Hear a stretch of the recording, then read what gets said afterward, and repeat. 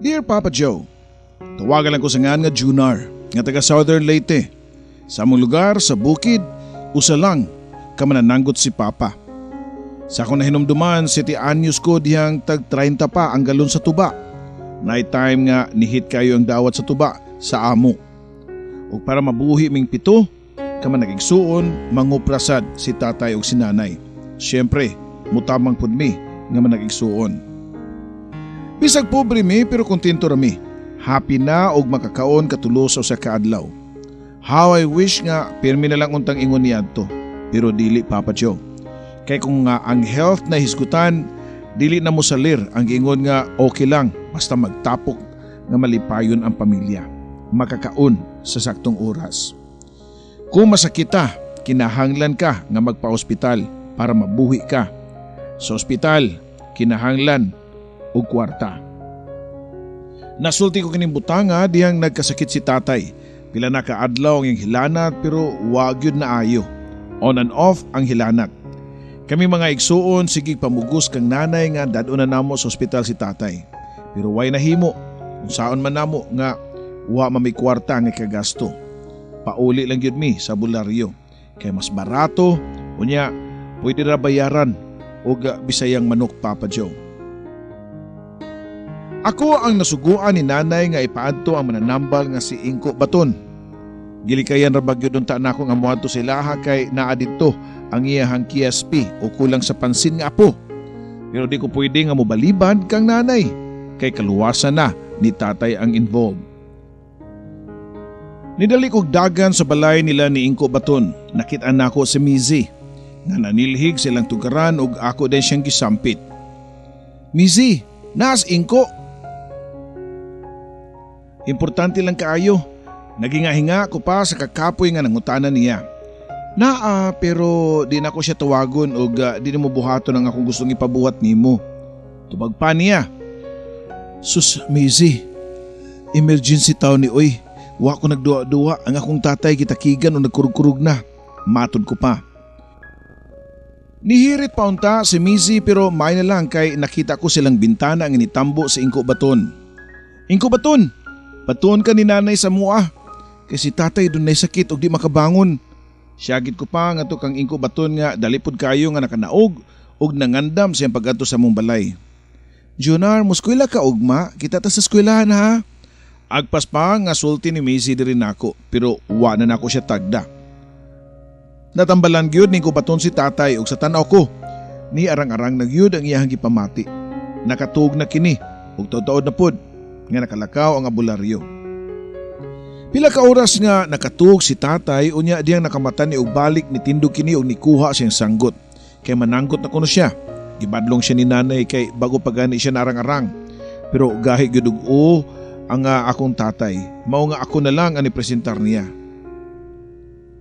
Ako na lang mananggot tay. Nagbarag-barag pagani ka basin mahug panung kas lubin na dako kay problema. Matod ko pa niya. Dili unta siya musugot pero nahadlok pod siguro siya. Sa akong giingon nga basin mahug siya sa lubi. Ni okay na lang si tatay nga ako'y mananggot sa iyahang mga lubi. Niya ng pagkaugma sayo ko nga ni mata para mananggot na sab kay kada buntag na kuhaon ng sugong kung doon na kini sulod nga mga tuba. Nagdali ko nga makahuman sa kontrabaho kay kinahanglan ra ba ko nga muskwila. Pag-abot na ko sa eskwelahan, gipangutan ako sa maestra nga nung late ko nga unta duol ra ang among balay. Sorry kay ma'am, nananggot pa manggug ko sa among sanggutan ni tatay. Nasakit manggod siya. Hinay ko pa nga tubag. O kalit nga ni barog sa Missy sa iyang lingkuranan. Tinuod na ma'am, gikuha man gani niya si Lolo gabi kay gipatambalan na iyang tatay kay dunay sakit.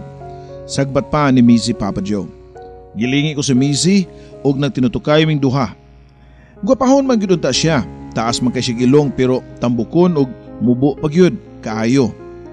Mibawas ko sa iyang smile og nisinyas og pasalamat niya. Niuli ko sa iyo pagkahapon para mananggot pero nibago na si tatay ug maugyod ani saka sa mga lubi. Okay na kuno siya, naulian na, ingon pa ni nanay. Sukad sa gibuhat ni Missy nga iya kong tabangan pirmi sa mong school, di na kay nako siya snaban pirmi. Gitarong na nako siya og tagad hangtod nga nagkadugay, nagka-close me ug nagkauyab gid me. Siya ang akong first kiss. Jonar, ini-graduate nato ba mo eskwela kag college? Pangutana pa niya. Dili oy, wa na may kagasto ana. Basin og mangita og trabaho ato ko sa Cebu. Or di ba kaha, mutabang lang kong tatay siyang sagutan para kapahuway pod siya. Tubag ko pa. Ako kay patuon ko ni tita sa Manila kay iya kong gastuan. Paskulahan ko niyag nursing. Proud pa niya nga sultin nako. Oh, may hinuon. Tubag ko pa. Dili kami ngaon nako. Pangutana pa niya. Wa na ko mutubag siyang pangutana kay di sa ko sure sa kung itubag kumingaon bagyo ko niya. Ako na lang gidiritso og kiss ang iyang lips para wa na daghang pangutana. Pila ra may istorya nilarga gyud sa Manila si Missy para muskwela og college ug ako nagpabilin sa among bukid. Mananggot, mangupras, manguling, mo na akong trabaho, Papa Joe. Mga usa ka tuig na kong tambay sa mua dihang niabot ang akong igagaw o gidala ko niya sa Cebu para pasudlo ng trabaho siyang trabahoan nga usa ka factory sa mga dried mangoes. Factory worker ang trabaho. Sige reklamo ang among mga kauban nga kaapoy kuno kayo ang trabaho. Unya gikagid pa gyud sila pero lahi ko. Kaya ra gyud kayo nako ang trabaho kay sa mong bukid wa ras katunga ang akong gibuhat didto. Pila ka buwan akong trabaho na end of contract nako. Problemado nako kay asa na sad ko mangitag trabaho. Dunay ni sugyot nako nga si Romel nga ako ang ka-roommate nga mga-apply ko ng Korea. Interesado ko ana bay pero madawat ka ako nga high school graduate ramang ko. Pangutana ko pa niya. Madawat ka basta kapasar ka sa Korean language kanang test nila ba? Kanang gitawag og KLT exam. Mura na ilang requirements ang makamao ka nga mubasa og musuwat sa ilang lingwahe. Tubag pa ni Romel. Programa di ay sa itong gobyerno nga magpadala og mga skilled workers sa South Korea, Papa Joe. Wa mi maglangan, niadto dayon mi pagkaugma sa POEA para mag-process sa amuang papilis. Para makapasar ko sa exam, niskwela ko sa TESDA o Korean language. Kayon saon naman na ako pagpasar ug wa ko'y mamahuan. Nadiskurbyan na ako nga dili ingon ana kalisod ang nga studyuhan ang Korean. Kay mura lang gyud siya og ABCD, Papa Joe. Imo rang paris-parison ang mga karakter. Nisamot akong excitement yang doon ako'y nasuod nga babae nga classmate rapod na ako sa TESDA. Si Mayan. Kung itsura lang ang iskutan, di gyud mabintahaan. Guwapa, sexy, ang kutis mala porcelana sa kahamis ug kaputi. Very smart tungod kay engineering graduate kini, pero gipili nga mga apply og factory worker sa Korea. Kaya lagi, mas dako og sweldo. Usa siya ka single mom si Mayan. Doon na kini anak pero di mailhan. Sayang pamurma. Dali ra kay may nga nagkasuod ug nagkauyab ni Mayan.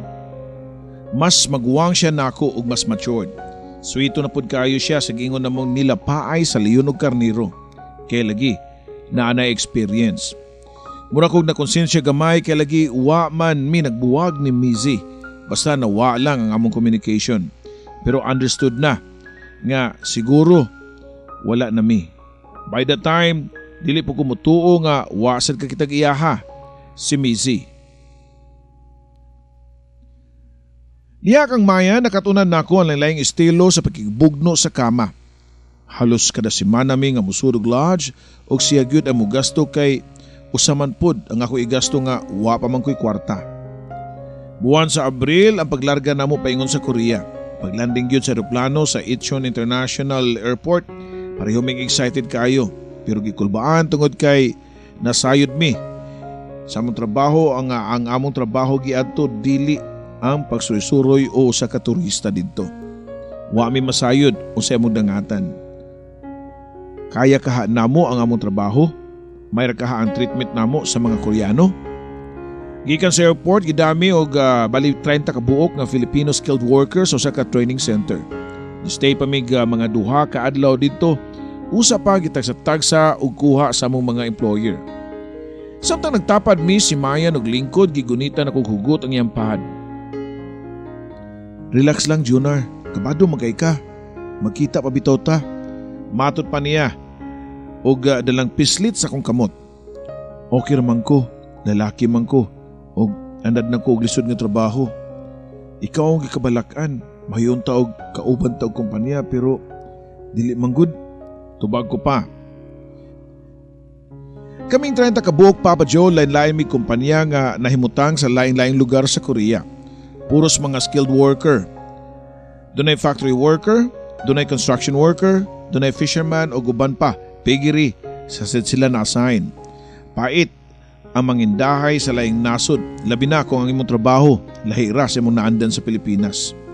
Kasagaran sa akong mga kauban mga college graduate, sama sa akong girlfriend nga si Mayan, nga graduate pagka-industrial engineer. Siguro ako lang ang high school graduate sa among grupo. Wami dalang cellphone ang among gisaligan ragyod, nga means of communication mao ang internet. Nagampo mi nga unta dunay free computer with internet connection ang among mapuntahan nga lugar. Pag-abot sa akong employer nga Koreano, naguol ko kay ako namang usa ang iyang gikuha. Mayon taog duha mi kay at least doon ako'y makauban nga Pinoy pod. Nakita ko si Mayan nga nagtanaw nako. Samtang padung kog sakay sa sakyanan sa ako ang Korean employer. Pinapod ka oras ang dagan sa sakyanan nga naghatod nako sa akong puyanan dihang sa katapusan ni hunong nagyud ang akong gisakyan o gigiyahan ko sa Koreano nga munaog na kay naabot nami. Nasya ko kay dili kini balay kundi usa ka container van nga gi-convert og puyanan. Kompleto man pod sa gamit. Ang sud, dunay kitchen, dunay aircon, ug dunay say mga bed ug cabinets. Nalipay kay ko dihang nakita ko nga mga Pinoy unya misugat sila nako. Ila kong gi-welcome. Welcome kabayan, sige tuloy, huwag kang mahihiya. Kumusta ang biyahe? Matod pa sa kalalaki nga Tagalog ug ginistoryahan. Wa ko magdahom nga doon na day mga Pilipino diribay. Tubag ko pa. Tulumi ka buok Pinoy diri, ikaupat ka pero ikaw lang ang legal. Tubag pa sa kabisaya nga gigamit nga dialect. Bisaya ka bay? Asa man ka sa ato? Pangutana ko pa. Sa Dumaguete ko bay, ako day si Arthur. Kining Tagalog si Kuya Jimmy ug asawa niya nga si Ate Tess. Ato lang niya, mga TNT ming tulo diri. Mao nga extra amping ta. Ikaw okay ka kay legal man ka. Pero og naay mga questionable og purma nga mangayo og information about namo, deny lang gyud ka ha. Taas pang pasabot ni Arthur. Oh, way blima na eh. Di ako diri para mangitag kwarta para makatabang ko sa kong pamilya. Tubag ko pa. O sige na, ipahimutang nimo mga gamit sa atong kwarto. Kining trailer van mao ni ang atong Pinoy-anan. Duha ka kwarto ni. Ang usa ila ni Kuya Jimmy og ni Ate Tess. Matod pa ni Arthur. Sa tapat sa trailer van, mao ang among factory. Ang akong trabaho, tigpasinaw o tigmasilya sa mga kahoy nga gamiton nga dapat sa mga furniture nga himuon. Gamay lang ang kumpanya tungod kay walo raman mi kabuok nga empleyado dala sa mga Koreano. Para nako okay ra kayo akong trabaho kay mga buutan man pod ang akong mga amo. Plus, doon na pag-ikoy kauban nga mga Pinoy. Ang ako lang naunaan, si Mayan. Kumusta na ka siya? Ipahuam kong laptop ni Arthur para maka-email ko ni Mayan.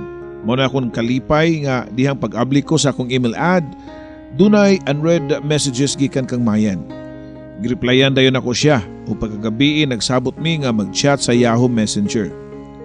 Mayan, mingaw na kay kunimo, kumusta naman ka diha? Butan ra imuhang employer? Pangutana ko pa nga to niya dayon. Yes, butan naman kay sila, pero purting kalisod o kakapoy sa trabaho all around mi sa among factory.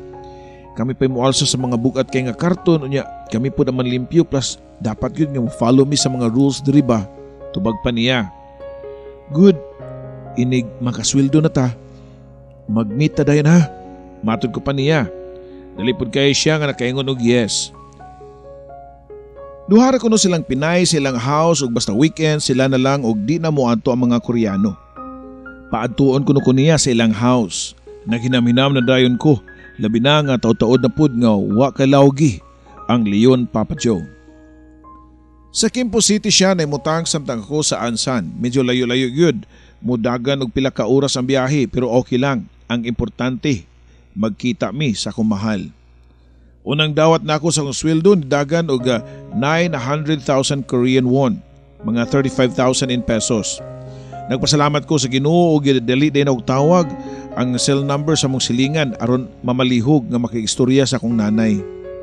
Junar, anak, maayo kinakatawag ka. Kumusta naman ka diha sa Korea? Malipayon pa ang pangutanan ni nanay nako. Maayo man akong kahimtang nay. Karon pa lang gyud ko nakadawat nako sa kong unang sweldo. Magpadako diha karon dayon sa tuwa ha. Palitig yun og mga bagong sinina ang ako mga manghud. Hangtod na po si tatay. Unya og napay extra. Pamalit unya mong baratuhon nga cellphone. Hanay, para makontakta mo bisag usang orasa. Matod ko pa. Pagkasunod adlaw, nilarga ko paingon sa Kimpushi.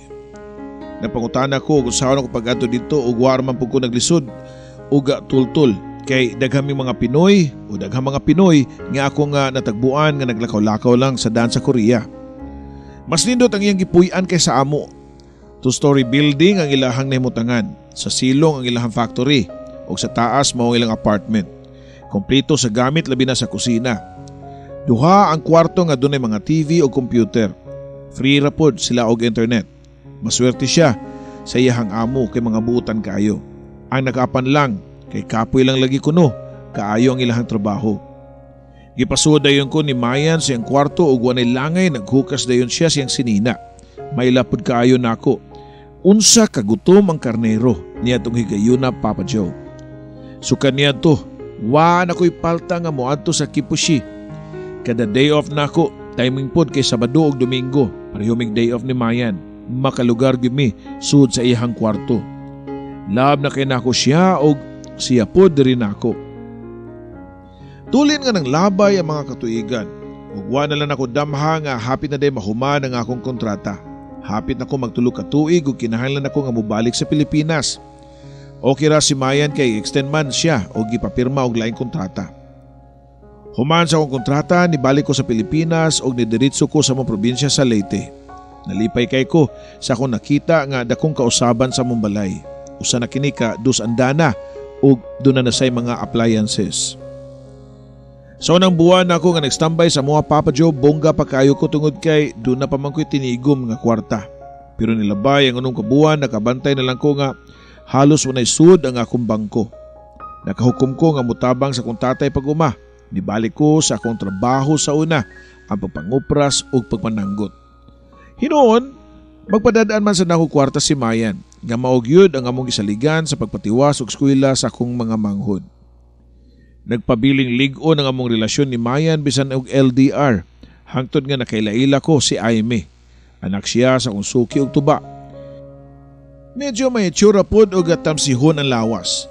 Wa madugay nalapaan dayon sa leon ang karnero. At first gibati ko og konsensya. Labi na gyud nga doon ako hinigugma nga buotan kayo og supportive si Mayan. Pero saon man gyud nga di man gyud malikayan ang tentasyon. Ni samot pa gyud diyang usa ka adlaw ni ana. Doon ako'y nadungog nga bad news gikan kang Aimee. Nabuntis si Aimee ug siyempre ako ang amahan. Nag-live-in na lang mi ni Aimee ug way kalibutan si Mayan.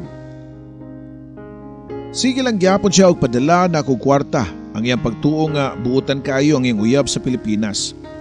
Naningkamot ko pangitag trabaho pero tungod lagi kay wa ko'y nahuman nga kurso, lisod ko nga madawat. Pero sa kaadlaw niya na, dunay mayong balita si Mayan, diri ka nako. Nitawag siya sa akong cellphone. Junar, na-schedule nga KLT exam sa POEA. Mauna ni ang chance nga makabalik na ka diri sa Korea. Good news tinuod kaayo tungod kay para nako, naa sa Korea ang akong swerte. Sa Pilipinas manggod, lisod gyud kaayo ang trabaho. Kutob ra gyud sa pagpananggot ug pagpangupras. Nananghiday ko ni Aimee nga moadtog Cebu kay dito naman ang pinakapabor para nako kay naaman dito ang POEA nga office. Pila may istorya ni take ko og KLT exam ug hapit na ko ma-perfect kay syempre master naman ko sa mga Hanguk Mall Papa Joe. To make the story short, nakabalik gyud taon ko sa Korea. Nalipay ko kay mas duol-duol na ang ako ang gitrabahuan sa lugar ni Mayan. Siya nag-support nako financially samtang wa pa ko nakasweldo. Maulang gihapon ang among senaryo, kada day off na mo magkita mi. Every weekends gyud na way palta. Tungod sa kakapoy gikan sa kumbati sa leon ug karnero nakatug dayon si Mayan. Paghagok yun niya, gi-open dayon nako ang iyang computer para i-check ang akong email. puruskikan kang Aimee ang mga messages og nagpahibaw nga na dengue ang among anak unya nangayo og kwarta. Napasandi ko sa bungbong Papa Joe og asam ko ipadalang kwarta nga bago pa man ko naabot sa Korea. Wa pa'y sweldo. Gilingi ko si Mayan siyang gihigdaan. Siya na lang ang bugto nga makatabang sa akong problema. Pagmata dayon niya, ako siyang gipakigistoryaan. Mayan, doon ako ihangyo nimo. Pwede ko manghuham nimo maski 20,000 lang. Doon naman ko emergency sa Pilipinas. Na hospital nga ako manghud o kinahanglag kwarta. Ako lang bayaran dayon inig kasweldo nako. Hangyo ko pa niya. Butan gid kayo nga akong uyab kay wag ko balibari. Ipahuam ko niya kwarta sa kantidad nga akong gipangahangyo niya. O gidala dayon nako o gipadala nako kang Aimee ang kwarta Papa Joe. Pagkaswerte nako kang Mayan, gawas nga gwapa, sexy og buutan pagyud kaayo. Dili kini silosa nga pagkababay. Ug wa siya'y daghang labad. Kay ug niya pa, dako kayo ang iyang pagsalig nako. Pero napurnada ang mga malipayong adlaw diyang usa ka adlaw niya na nakalimtan akong log out ang akong Yahoo Messenger account samtang nag-CR ko. Nabasahan gyud tanan ni Mayan ang akong kalaki ug iyang nahibaw-an ang tanan og perti niyang sukua diri dihang nahibalik ko gikan sa banyo. Junar, wa ko magdahom nga imo di kong gilingla. Doon na ka na di ay asawa sa Pilipinas o anak, pero imo na kong giblind, animal ka, hayop ka. Kamaayo na nako nimo pero sa imong gibawas nako. Naghisterikal si Mayan og iya kong gipalayas. Nihirit pa gyud ako og pamakak niya. Nidinay ko pero bisag kung saon nasakpan na gyud ko. Lig-on ang iyang ebidensya. Wa na ko kabalik sa ilaha pero sige gyapon og email niya og nangayag pasaylo. Sige og leave og offline messages niya sa iyang Yahoo Messenger. Pero bisag kausa, wa gyud ni reply. Usa ka gabi niya na doon ako'y bisita sa akong gipuy-an sa bahay. Si Arthur, ang akong kauban sa unang trabaho nako nga TNT. Nangay siyang tabang nako nga mustay og usa ka gabi sa amua kay gi-raid kuno sila sa otoridad, silang gipuy-an og nadakpan sila si Ate Tess ug Kuya Jimmy. Pagkaugma niadto dayon ko sa Philippine Embassy para i-check ang kahimtang nila ni Ate Tess ug Kuya Jimmy. Mao na lang ako nakita si Mayan nga kaistorya si Ate Tess ug ako silang giduol. Ate Tess, Kuya Jimmy, unsa may ako'y katabang ninyo ha? Matod ko pa nila. Nalipay kayo magtiayon nga sa tanang mga amigo nila, kami lang ni Mayan ang niunong nila. Luoy ang mga TNT nga madakpan sa Korea. Labi na og walay ikapangandam. Way na lang kwarta, bugtong saput lang ay lang gisuot. Murag yu ilahang nadala. Muhangyon ta ninyo ni Mayan Junior nga kuhaon ninyo among kwarta sa nga among gitaguan namo dito sa among gipuy-an. Matod pa sa mag-asawa Papa Joe. Gibuhat namong duha ni Mayan ang request sa magtiayon kinsa pa man di ay magtinabangay. Kami lang gyud mga kapwa Pinoy. Bisan og wa may maayong tinagdanay ni Mayan, gisunod namo ang instructions kung asa nila tipigi ang kwarta. Mao gini ang style sa mga TNT sa Korea, Papa Joe. Dapat dala-dalaon nimo imong kwarta bisan og matug ka kay di mahibaw-an ang panahon kung mandakpan ka. At least doon na kay dalang kwarta. Dili na magkatagaan na o hikayon nga makapanghipos pa. Dala na namo ang kwarta o guban pa nilang gamit sakay sa bus o wa na ko makagwanta ako siyang gipakiistoryahan about sa among status. Mayan, nasuko pa ka nako. Sorry na please. Ayun nagkasuko. Dungan ko pa sa paggunit siyang kamot o ni-action kong luhod siyang atubangan. Samtang nangayo kong second chance. Unya, sama ni mo si Aimee o ngay mong anak. Tubag pa niya. Ako nang giprangkahan si Aimee. Nakigbuwag na ko niya. Wala na mi. Ang ako lang anak ang akong sustintuan. Kung gusto ka, basaha ang among emails ni Aimee. Aron pagpamatuod ni mo nga, tinuod ang akong gisulti ni mo. Matod ko pa. O sige, pasayloon ti ka. Pero mauniti man iha. Ayaw na pagbuhat og laing butang nga ikasuko nako. Gaganti ka katapusang chance. Karon. Anyways, doon naman sa ko'y anak. Ikaw, doon na si anak. So patas na ta. Tubag pa niya nako. Dako na akong kalipay diyang gidawat ko niya. Pagbalik, o gibuhat nako ang tanan. Nagpaubos ko niya. Under desire, tanang gusto niya akong gisunod. Para mabalik lang ang iyang pagsalig nako. Ug wa ko mapakyas Kay dali ra kayo nga nalukmay ang kasing-kasing sa babay. Nahibalik na. 100% ang gugma og pagsalig ni Mayan diri nako. Pero ang wa na ko damha nga doon na sa moabot nga laing tentasyon, Papa Joe. Usa ka adlaw ana doon ako'y nakita sa akong Friendster account nga nag-send ako og friend request. Ug pagtan-aw nako sa profile usa ka babae nga gwapa, naka-boots, naka-black leggings, ug gipaibabuan pa og miniskirt unya naka trench coat. Ang background sa picture mao ang Niagara Falls nga nimutang sa boundary sa Amerika ug Canada. Gitutukan ko ang babae ug di ko masayo, Papa Joe. Siya si Mizzy, ang akong childhood sweetheart. Gibasa dayon nako ang iyang messages nga matud pa niya usa na siya ka nurse sa Canada. Gipangita kuno ko niya og taman ug nalipay siya nga iya ko nakitaan sa Friendster. Amot ba, Papa Joe, unsay nasud sa kung unahuna nga gireplyan man sad nako si Mizzy. Unya gi-change nako ang password para di mabasahan ni Mayan. Muli ko Pilipinas ug mo stop over ko Korea. Makita ta ha. Matud pa ni Mizzy nako. Wa gyud ko makabalibad og giadto nako sa Incheon Airport si Mizzy ug nagkita ming duha. Dako na kayo ang kausaban sa iyang lawas. Bisan og mubo gihapon siya ug bus-ukon ang lawas pero lakas na kayo og dating.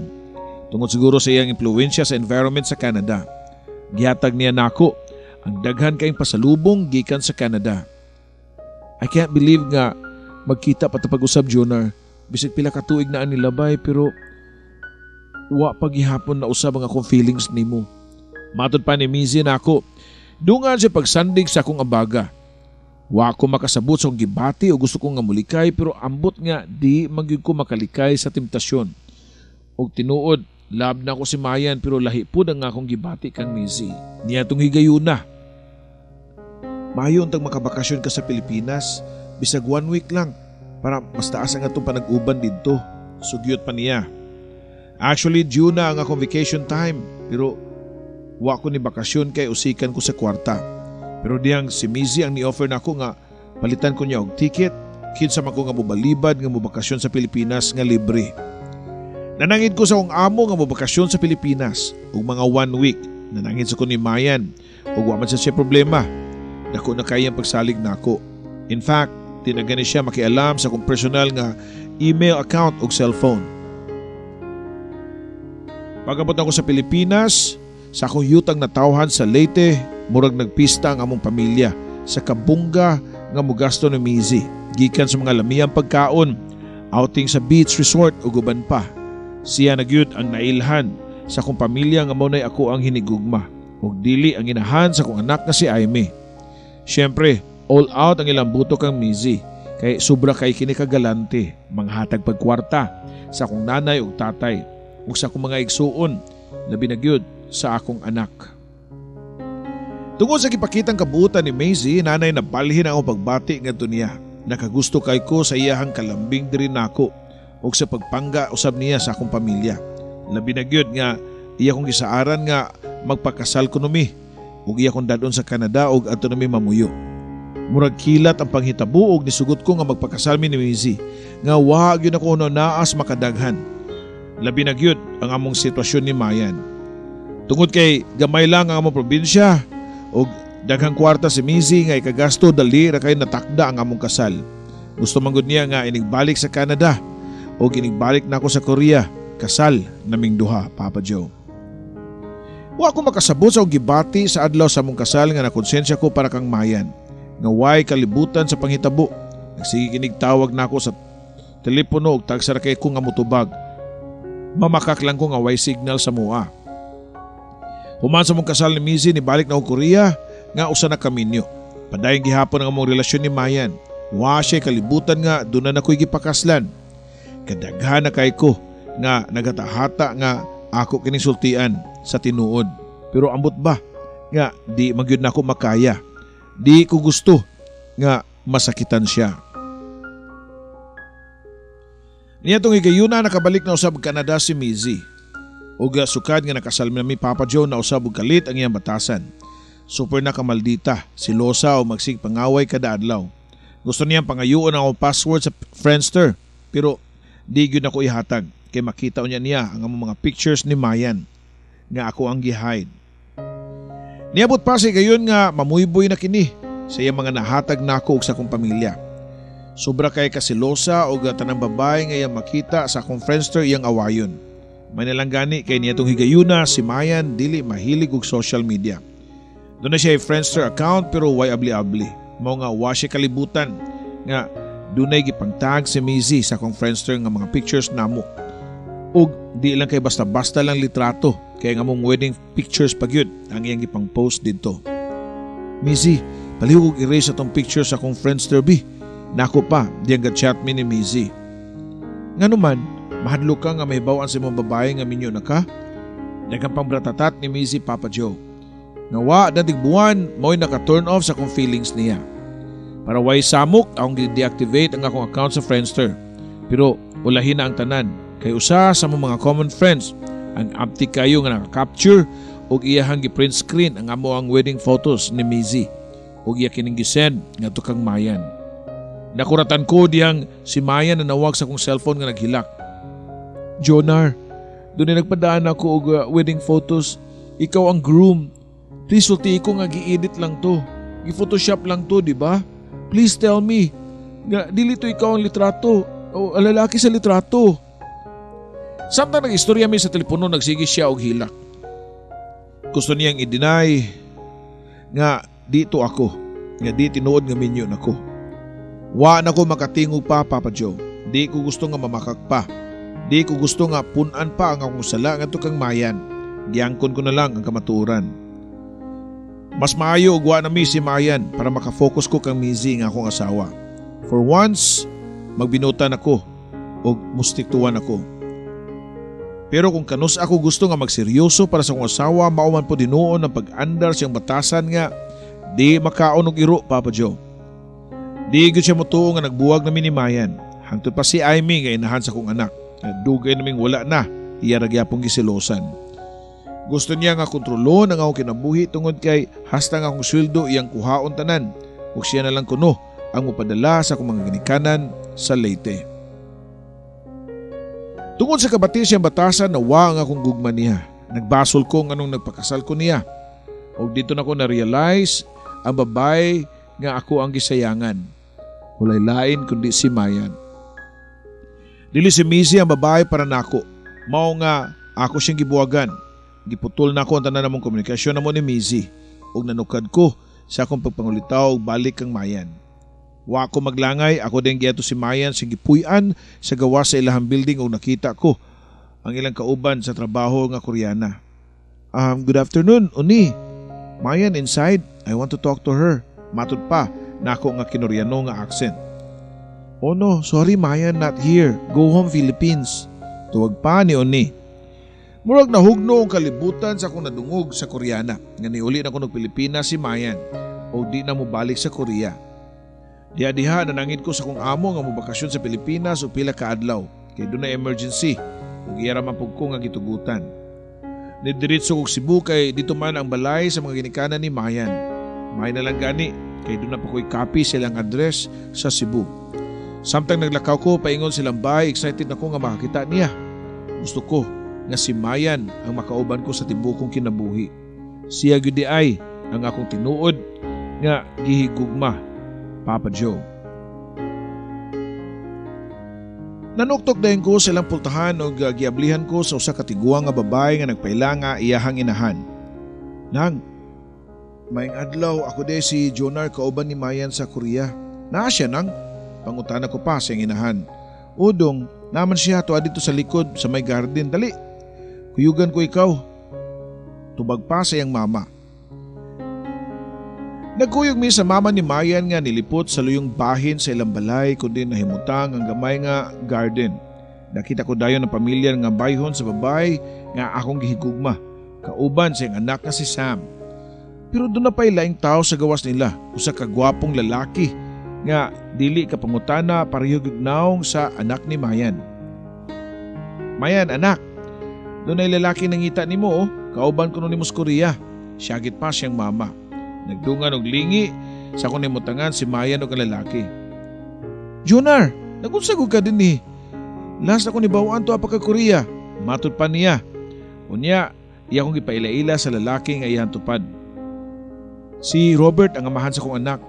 Next week na among kasal, padayon pa niya. Gitunol na ko kumpad sa lalaki ug nakiglamano ko ug nanangin na lang ang mulakaw na. Ang tanan akong plano nga isulti kang Mayan, uwa na nako idayon og sulti niya. Nunaunaan ko nga di na lang nako i-fight ang akong gugma niya. Sa Pilipinas, doon na pa'y bisa ang among kasal ni Mizzy. Di ko makapakasal kang Mayan. She deserves to be happy, Papa Joe. Nibalik ko Korea ang aluhaan. Hawang akong gibati. Nagsagol ang kaguol o konsensya. Ang pagbasol sa mga babae nga ako ang napasakitan. Ni-focus ko sa akong trabaho pero after pila ka buwan kalit nga nisantop sa kong nahuna nga siguro di pa uwahi ang tanan para namo sa akong asawa nga si Mizzy.